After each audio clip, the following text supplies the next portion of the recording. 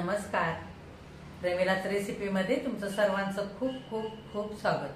आज आपल्याला नाश्त्यासाठी मस्त असे कुरकुरीत रव्याचे मेंदूवडे तयार करायचे आणि सोबतच ओल्या खोबऱ्याची चटणी सुद्धा तयार करायची. तर हे रव्याचे मेंदूवडे अगदी झटपट तयार होतात, फार वेळ लागत नाही आणि चवीला पण खूप छान लागतात. असे मेंदूवडे तुम्ही मुलांच्या शाळेच्या डब्याला बनवून देऊ शकता, नाश्त्याला बनवू शकता. तर मेंदूवडे तयार करण्यासाठी साहित्य काय काय लागणार आहे आणि ते कसे तयार करायचे हे बघण्यासाठी लगेचच किचन मध्ये जाऊयात. जर माझ्या रेसिपीज तुम्हाला बघायला आवडत असतील तर एक लाईक जरूर करा आणि जे कोणी आता माझ्या रेसिपीज नव्याने बघत आहेत त्यांनी माझ्या चॅनेलला जरूर सबस्क्राईब सुद्धा करा. तर सबस्क्राईब करण्यासाठी बेल आयकॉनचं बटन दाबा, म्हणजे तुम्हाला माझ्या नवीन टाकलेल्या रेसिपीचं लगेचच नोटिफिकेशन मिळेल आणि तुम्हाला नवीन नवीन रेसिपीज बघता येतील. तर आता वेळ न घालवता आपण आपल्या रेसिपीला लगेचच सुरुवात करूया. आता आपल्याला नाश्त्यासाठी रव्याचे झटपट होणारे मेंदूवडे करायचे आणि सोबतच ओल्या खोबऱ्याची चटणी सुद्धा करायची. तर आधी आपण साहित्य काय काय घेतलंय ते बघूया. इथे मी 1 कप भरून बारीक रवा घेतलाय, ह्या जागी तुम्ही जाड रवा सुद्धा घेऊ शकता. इथे 1 वाटी भरून ओलं खोबरं खरवडून घेतलंय. थोडीशी कोथिंबीर स्वच्छ धुवून बारीक चिरून घेतले. 1 चमचा आलं किसून घेतलंय. 1 चमचा डाळवं, चवीनुसार मीठ, पाव चमचा हिंग घेतलाय. इथे 1 चमचा शेंगदाणे, 1 चमचा दही, 3 मिरच्या मी मोठे तुकडे करून घेतलेत. इथे 2 लसूण पाकळ्या, 3 मिरच्यांचे बारीक तुकडे करून घेतलेत. अर्धा चमचा जिरे, पाव चमचा मोहरी, थोडासा कढीपत्ता, पाव चमचा उडदाची डाळ, 1 सुकी मिरची तुकडे करून घेतले आणि 2 मध्यम आकाराचे बटाटे साल काढून पाण्यामध्ये ठेवलेले. तर आधी आपण ओल्या खोबऱ्याची चटणी करूया. ओल्या खोबऱ्याची चटणी करण्यासाठी मिक्सरचं भांडं घेतलंय मी. भांड्यामध्ये ओलं खोबरं घालूया.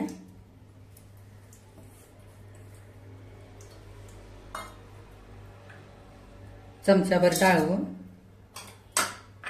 शेंगदाणे, मिरच्या आणि 2 पाकळ्या लसूण घेतलाय तो घालूया. तुमच्या आवडीप्रमाणे तुम्ही इथे मिरच्या वापरा. थोडीशी कोथिंबीर,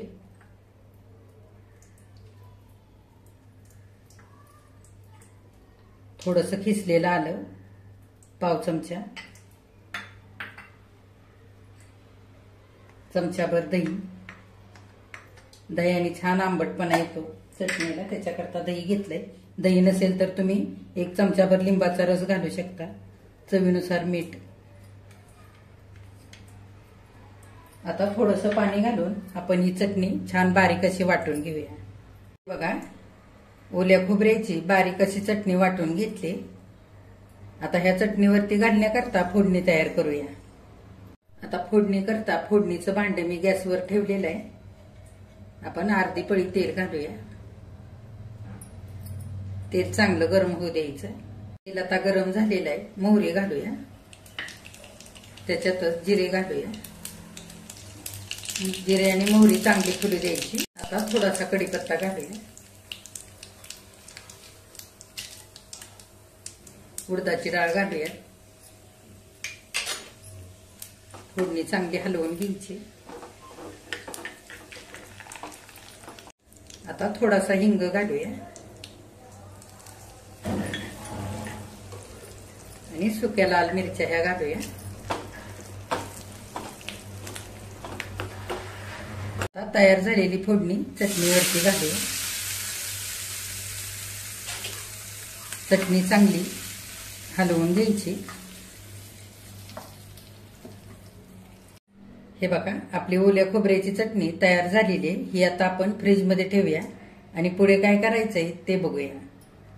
आता आपण बटाटे खिसून घेऊया. हे बघा, मध्यम आकाराची खिसणी घ्यायची. इथे फार बारीक खिस होईल अशी खिसणी घ्यायची नाही. हे बघा, दोन्ही बटाटे मी खिसून घेतलेत. आता हा खिसलेला बटाटा 2-3 पाण्याने चांगला स्वच्छ धुवून घेऊया. हे बघा, खिसलेला बटाटा 2-3 पाण्याने मी चांगला स्वच्छ धुवून घेतलाय आणि थोडंसं पाणी घातलेलं आहे बटाट्यामध्ये. आता मी गॅसवरती कढई ठेवले. कढईमध्ये 1 पळी भरून तेल घालूया.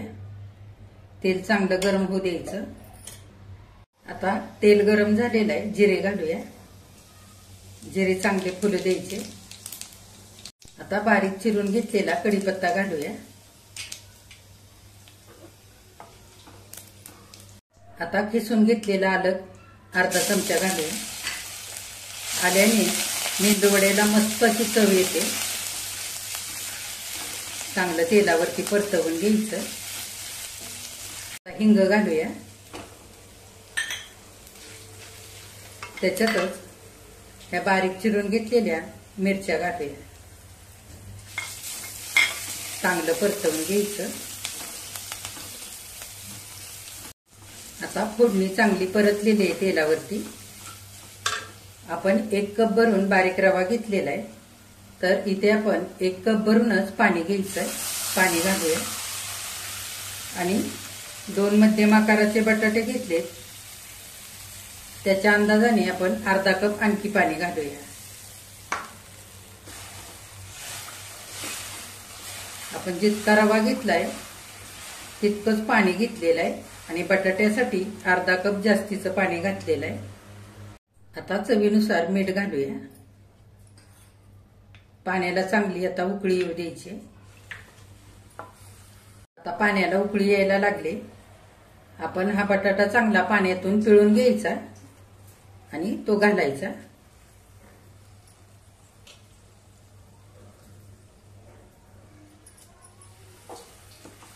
चांगला हलवून घेऊया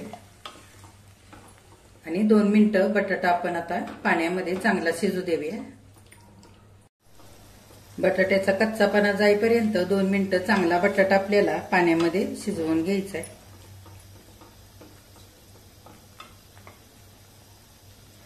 हे बघा 2 मिनिटं झालेली आहेत। आता बटाटा चांगला शिजलेला आहे, असा काचेसारखा झालाय, मऊ झालेला आहे बटाटा। आता आपण रवा घालूया। गॅस बारीक करायचा आणि रवा चांगला मिसळून घ्यायचा। हे बघा रवा चांगला मिसळून घेतलेला आहे सगळ्या पाण्यामध्ये।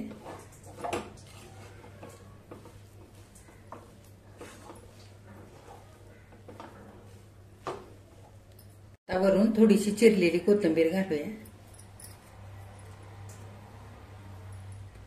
आणि चांगली रव्यामध्ये आता एकजीव करून घेऊया। आता रव्यामध्ये चांगली कोथिंबीर एकजीव करून घेतली।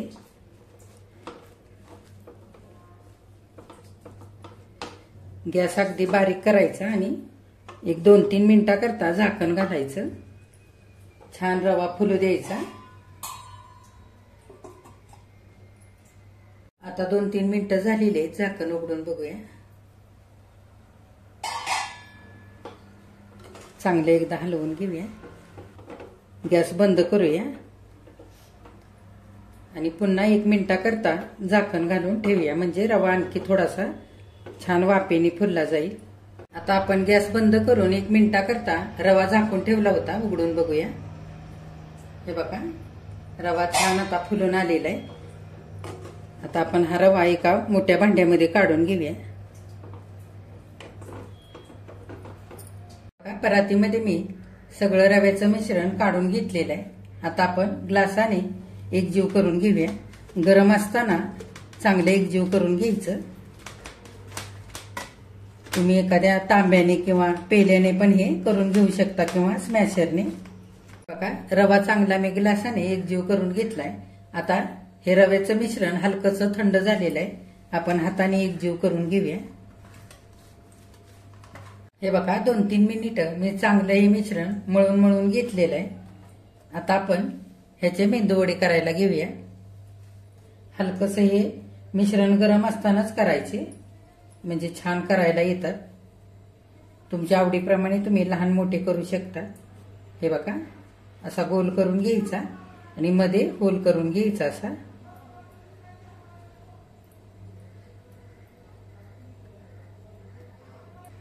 हे बघा ह्या पद्धतीने आणखी एक करूया।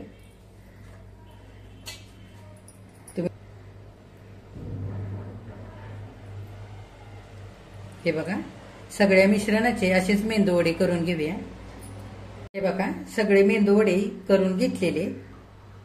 ह्या मेंदूवड्या करता आपण 1 कप भरून रवा आणि मध्यम आकाराचे 2 बटाटे घेतले होते. त्याच्यामध्ये असे मध्यम आकाराचे 13 मेंदूवडे तयार झालेले. आता आपण हे मेंदूवडे तळून घेऊया. हे बघा, मेंदूवडे तळण्यासाठी कढईमध्ये मी तेल घातलेलं आहे. तेल आता चांगलं गरम झालेलं आहे. तेल फार पण गरम नाही करायचं, नाहीतर मेंदूवडे तेलामध्ये टाकले की लगेच वरून करपतात आणि मध्ये तसेच राहतात. गॅस मध्यम करूया आणि मेंदूवडे तेलामध्ये आपण एक एक करून घालूया.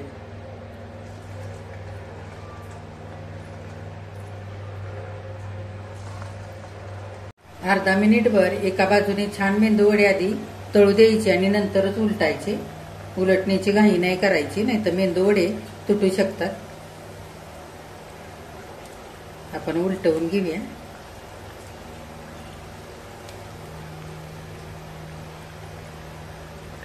मध्यम गॅसवरती छान सोनेरी रंगावरती तळून घ्यायचे. मस्त असे वरून कुरकुरीत व्हायला पाहिजेत. हे बघा, मध्यम गॅसवरती असा हलकासा सोनेरी रंग येईपर्यंत चांगले मी मेंदूवडे तळून घेतलेले. हे बघा, आता काढून घेऊया. हे बघा, आता आणखी मेंदूवडे घालूया.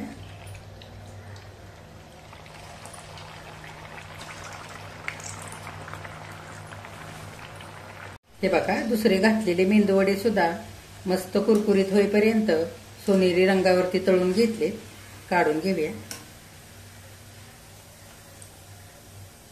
हे बघा, आता उरलेले सगळे मेंदूवडे असेच तळून घेऊया.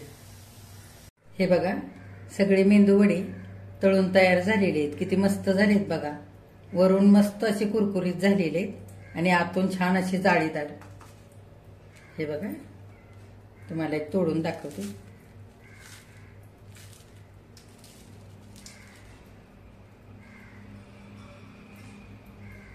आता आपण ही मेंदूवडी एका डिशमध्ये काढूया.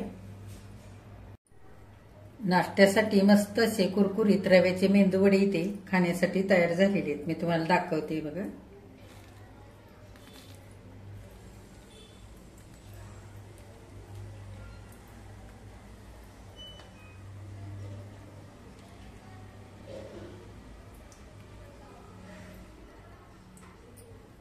हे बघा, नाश्त्यासाठी मस्त असे कुरकुरीत रव्याचे मेंदूवडे आणि ओल्या खोबऱ्याची चटणी करून तयार झालेले. किती छान झालेत बघा.